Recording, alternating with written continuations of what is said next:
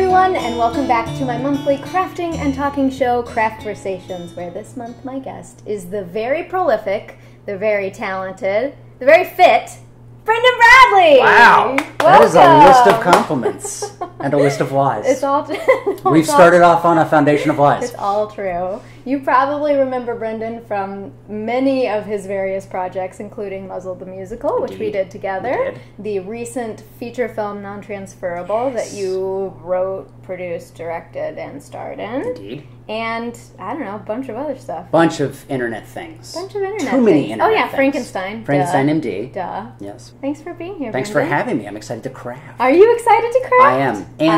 And sation. Yes, Yeah. the crafting And the sation.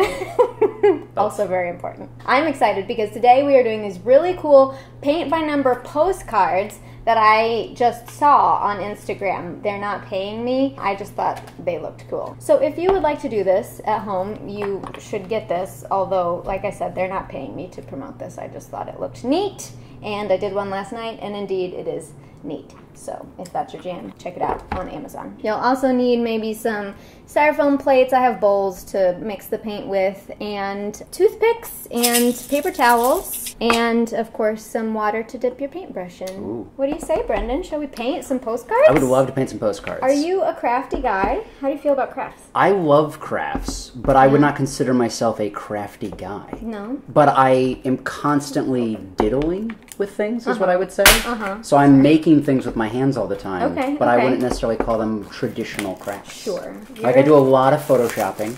Okay, yeah. I do a lot of prop building, like little weird props. Like in Non-Transferable, there's like little mini whiskey bottles on the plane and stuff like Okay. that I You made actually those? like made and got the labels and designed and all That's that. crazy. Because I enjoy that kind of stuff. I used to build sets for Broadway. What? Yeah, that was one of my jobs in New York. I feel like this is a Craftversations that could go on for about 4 hours because you've done a bajillion We have all these things. postcards, We do have so a we got to lot get of through it. postcards. It needs to be a lot of talking. Would you like a cocktail one or a sweet one? We have Ooh. cocktails and sweet treats. Okay, so I'm going to throw out something. What's that? What if we, to mix things up, change the order of the numbers? What? No! No, we can't do that? See, here we go. You're a person that wants to do that, and I'm a person that wants to do it by the book. What if we change color? No! So that you're doing cocktails in this lovely muted, which is perfect for the Gilded Lily, because it's That's almost true, the black that's and true, white that's noir. true, yeah. So it's like you're having You're a pulling noir it in there, beverage, yeah. and I'm having much more colorful sweets. So this is perfect. We can try it for one, but then and then we have to go But back. then I want to switch All back. right, rules are really strict here on Craftversations. I am very much I don't know, I'm an artsy person, but I'm like a by-the-book person. Okay. But you clearly are not. Well, I'm a rule follower to a degree. Okay. But I will only be coloring out of the lines, so it might as well be an interesting color. I think that's probably helpful. I should sometimes chill out a little bit. I'm going to do a martini one with apparently my new color scheme. So we'll see how that works out. I am going to choose chocolate.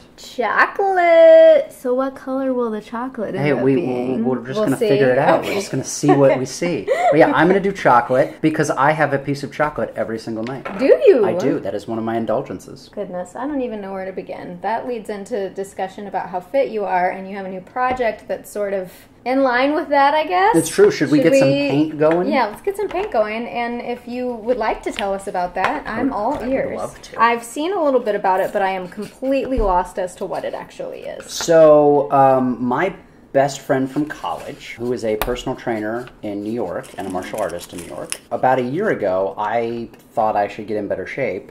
And I wanted him to train me. I talked to him about maybe Skyping with me and like training me over Skype because it's really hard to motivate myself to like physically go to the gym. Like I swim every single day and that's kind of my peaceful, relaxing exercise.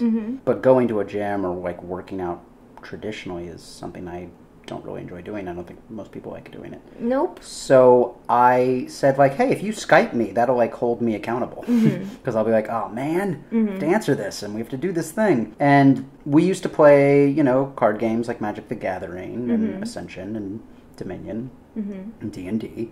And so we were talking about doing this like training program, and I joked that we would probably just end up playing games the whole time instead of actually working out. And that night I woke up with the realization that we could do both, and I mocked up a Magic the Gathering card with a gorilla doing a squat. and I sent it to him. And he loved it, and we started going back and forth over Google Documents, and we created a fantasy card game workout program. What? That's so crazy. Actually, this will be far better than what I'm able to paint today. I brought you a quick little... You did? Prototype of it. Whoa! So you could check it out. That's cool. Lucky us. So basically, Whoa. the way it normally works is you start with an intention card. Okay. So this is the first one, foundation. Okay. So you're starting a foundation. And it will tell you, based on the colors, which decks you're going to play. So you're blue and white. Okay. It's then going to dictate your variable cost, which if you play any of these games, there's like usually a formula in the top right corner that tells you your kind of casting cost. Sure. And then it's going to give you your battle mode if you're playing against somebody. Okay. And then the next card you would draw would be a rest card, which is going to be the amount of rest you take between each circuit of activities or each round. And it's going to tell you how much time you take the rest for, and then a resolution, which affects your scoring at the end. Okay. So that's your rest card. Okay. And now you draw 5 activities. What? And so these are like workouts. So like these are workout activities. Things. And you'll notice our casting cost in the top corner, our variable cost. Okay. So we'll go, 2 repetitions. Okay, that's 8. So it's going to be 8 on each side for lunges. I see. Okay, 8. So we're going to do 8 crunches. Okay. Okay, X. So that's 30 seconds. So we're going to do 30 seconds on each leg for warrior pose. Excuse me. We're going to do 8 down, down, up, ups. And we're going to do 30 seconds on each side for side plank. I hate side So you'll go all the way through, and then you'll draw a modification card, which obviously not all the artwork's here yet. But you can now apply this to any of the activities, and you won't perform it for this round, and it reduces the strength of that creature to 0. Okay. So that's a big choice you have to make of which activity you get to skip, but then you lose the points. Right. So you make that choice. First take your rest, then go through the second round, then draw another modification.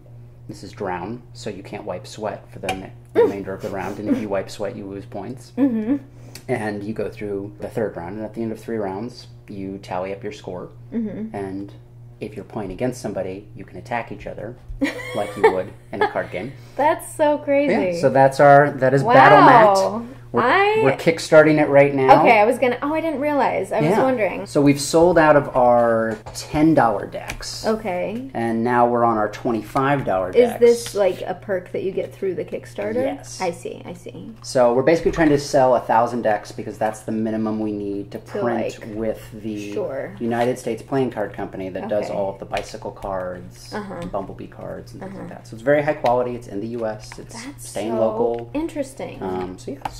I'm very impressed. That's my workout plan. That's 2 things that you just like wouldn't think go together, but maybe it seems like they kind of do. I think they absolutely go together. I guess you just don't think like card games like Magic the Gathering plus like people who are really into being fit. Sorry. Well, no. I think there is an unfair stereotype about them being more sedentary. Sure, for sure. However, what I have found is that you're talking about a community of people that really enjoy scoring and strategy and variables and variance. And so what BattleMat does, and what I love about it and why I've actually been able to stick with it, is every single time I draw a hand, it's new. It's different. So my body is constantly adapting and learning because it's like, oh, we've never done this before this way, and has to figure it out. It keeps your body guessing, and it makes it more fun for you. So it means I don't plateau, and it means I instantly see results. Totally. And because there's a scoring element, even if I don't necessarily see the physical results, like, oh, I don't see any weight change, or, my muscle mass is still the same, I can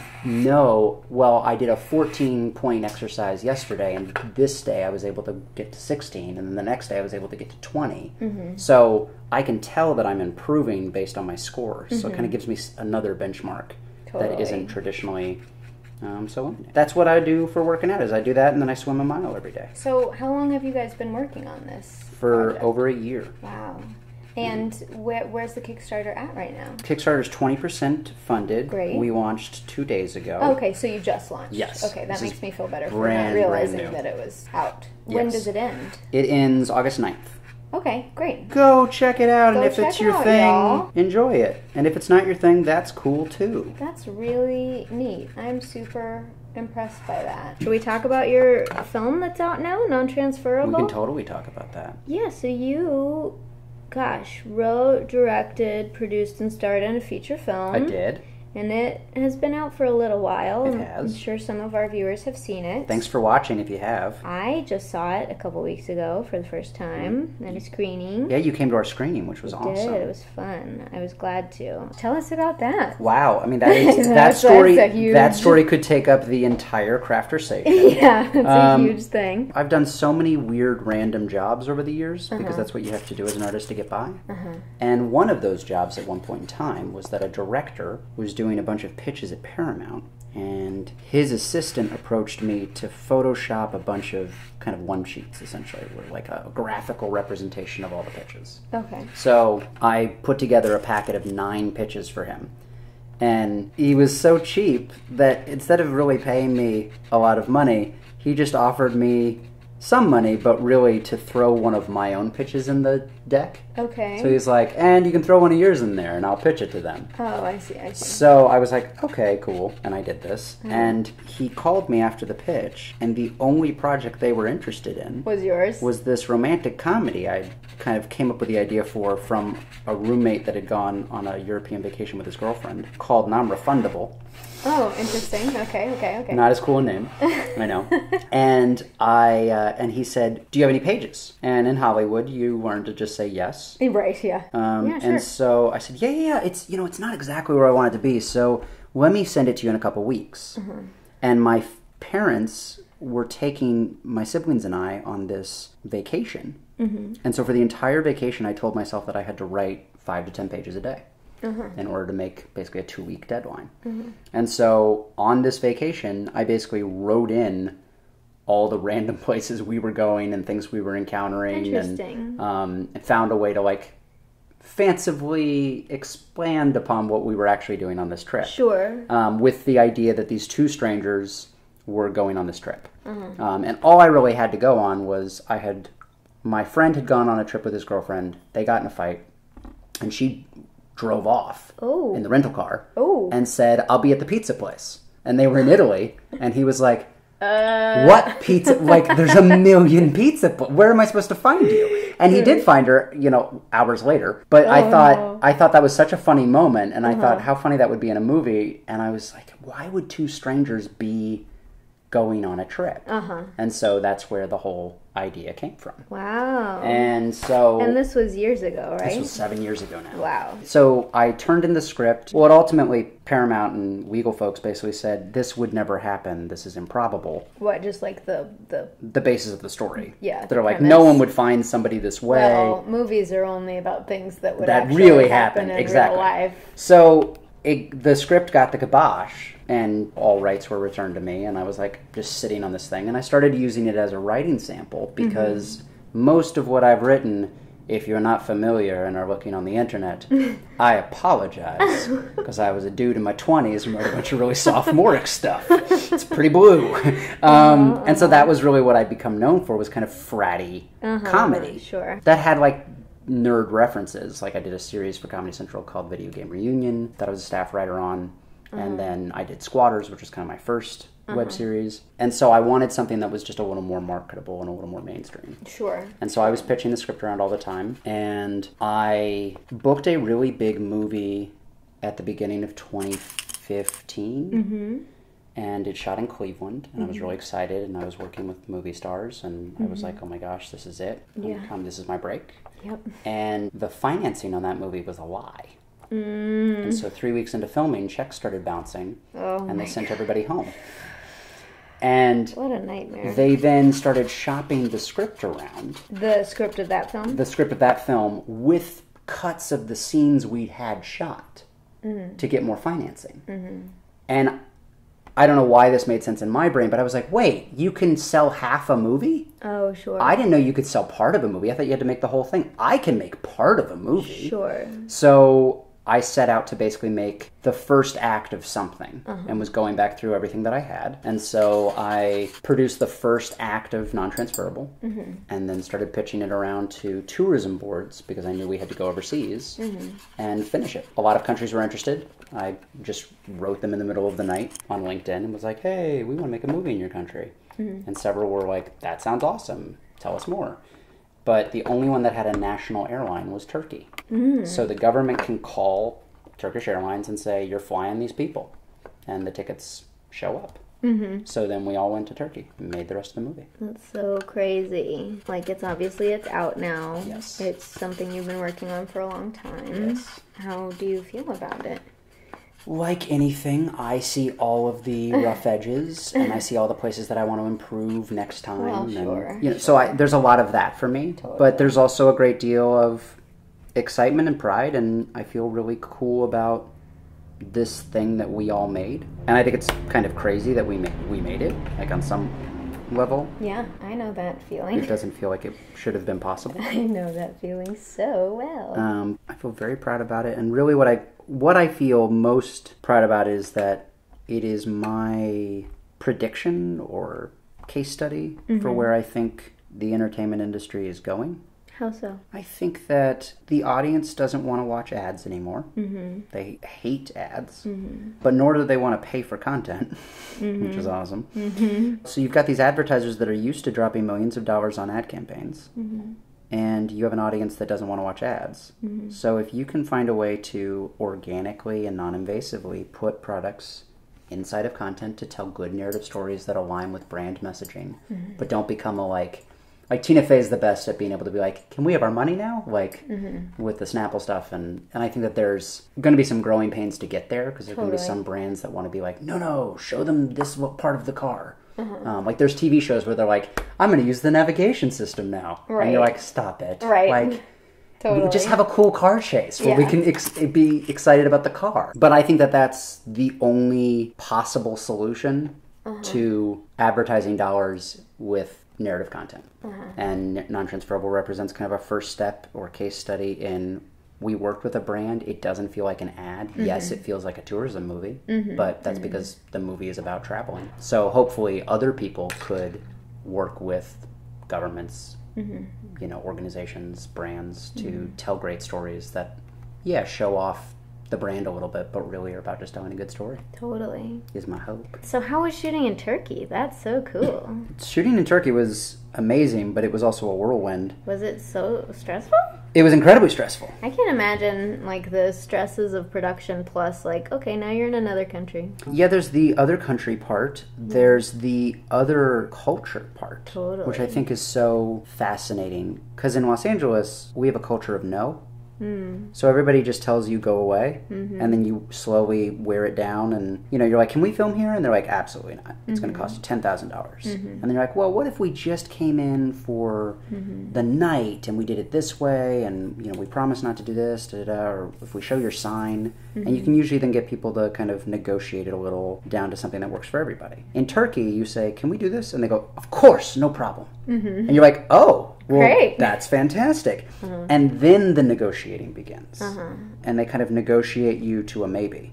So then, like, imagine having everything lined up and then almost every single day having to renegotiate on the spot while you're trying to film. Horrible. And it's not through malice. That was the other, like, at first I was like, these people are being jerks. And then I was like, oh no, this is like when you're in the Grand Bazaar haggling over, you know, the cost of something. Like, this is how you do business here. And so then knowing that, it armed us with the tools we could have to negotiate, which I think is the key to any good business, is just knowing what is on the table and how do you give people what they actually want, so that everybody's happy. Because I think most people don't want to necessarily just take advantage of a bunch of people. I think that everybody is just kind of looking for what's good for them, and they don't necessarily always realize it could be bad for other people. At least that's my idyllic that's lens. nice. That's a nice way to think about it. Because I think for the most part, when you let people know, like, hey, that's really mean to me, they go like, oh gosh, I didn't think about that. I'm so sorry.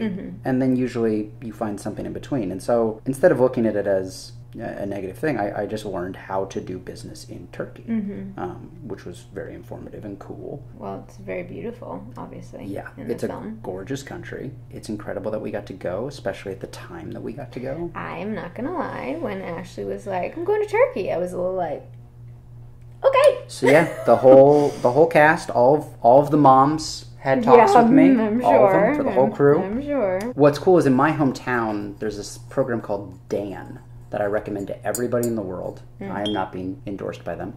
But Dan is a scuba dive insurance program. Okay. That can apply to any non-traditional activity, let's say. Okay. And it's meant for if you're off in some corner of the world and something happens to you, this insurance will, no questions asked, get you on a plane back to the U.S. to get you in a hospital where your insurance, your health insurance that you have, can take over. Interesting. And so it just was a way to get everybody home. And so I got Dan insurance for every single crew member so that in the unlikely event that something terrible happened, everybody just had a plane ticket home, no questions asked, and I could get them whatever they needed. That's very interesting. So once we had that in place, it was mostly just me being stressed about the normal stuff you stress about on a production, with the added pressure of not knowing the language or the culture. It's funny that you mentioned that. I shot a movie in Italy many years ago now, and I had to go to the hospital.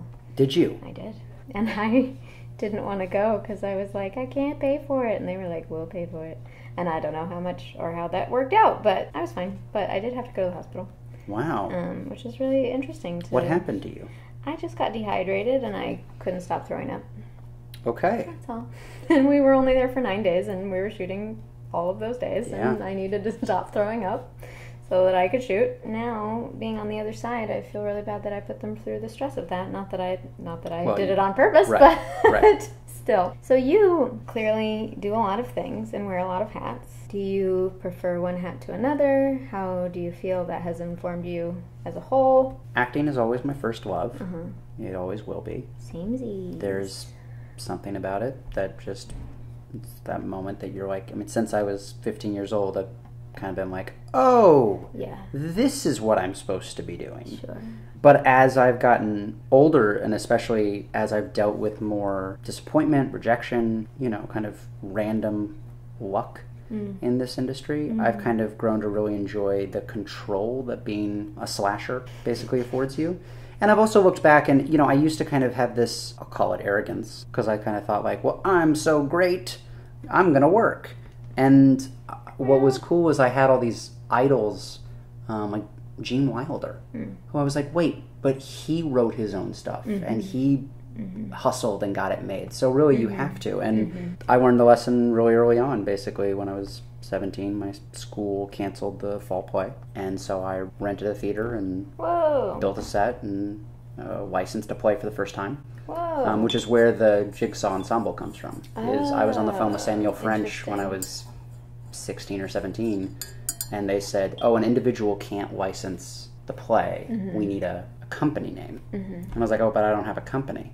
And they're like, kid, just make one up. We just need to put something in the system. And I was like, my bad, or whatever. And for whatever reason, I came up with like, it's like a puzzle, and we're all putting it together. And so I was like, Jigsaw Ensemble. And so when I had to form a company for Non-Transferable, one of the things I brought back the Jigsaw Ensemble. That's fun. Yeah. How's your chocolate? My chocolate is done, and I'm super excited. Because yours looks really classy with this kind of brown tone. I'm glad that you changed the colors up. I don't know. But my chocolate is yellow and therefore faded into the background. I think that's what it is. The colors are complementary of the other background. If you are one of my patrons, patreon.com/MKWiles, and you support me at the level where I send you letters, you might get one of these this month. That's cool. So we normally play a little game here on Craftversations. Okay. That game is called Hanky Panky Marry or Kindly Push Aside. Hanky Panky Marry or Kindly Push Aside. But gosh, I don't know what to do for you because we normally try and theme it somehow. And now we have cocktails and treats. We could do treats and cocktails. So do people who have played Willy Wonka. That's fantastic. That's brilliant. How many people have played Willy Wonka? Johnny Depp and Gene Wilder. Who else? There must have been more. It's on Broadway right now. There you go. One of my professors from USC is playing what's his name? Grandpa Joe? Grandpa Joe. All right. But I don't know who's playing him on USC. Know. On Broadway. What? We'll never know. We'll never know. No. If only there was a device. No, I'm gonna give you sweets to either Hanky Panky. Great. I love that. Marry or Kindly Push Aside. Yeah. So you like chocolate, clearly. You mentioned that before. I do. So we'll put chocolate on there. Chocolate, creme brulee. Creme brulee, okay. And red velvet cake, but that's also chocolate. But no, it's great. Yeah, okay. Those are my three. So we've got chocolate bar. Bar of chocolate. Red velvet cake. And what was the The other one? Creme brulee. Creme brulee. Hanky panky Mary are kindly pushed aside. Excellent. Then it's actually pretty easy. I can tell you that I've already made a lifetime commitment to bars of chocolate. Okay, yeah. So I have a piece of chocolate every night. So you're going to marry chocolate. So I'm going to marry chocolate. Okay. I'm going to have some hanky panky with some red velvet. Well, yeah. And you're going to push aside creme brulee? I'm going to kindly push aside creme brulee because in order to even eat creme brulee, you have to give it a good smack. You're not wrong. Just saying. There you go. Okay, give me 3. Comes with the territory.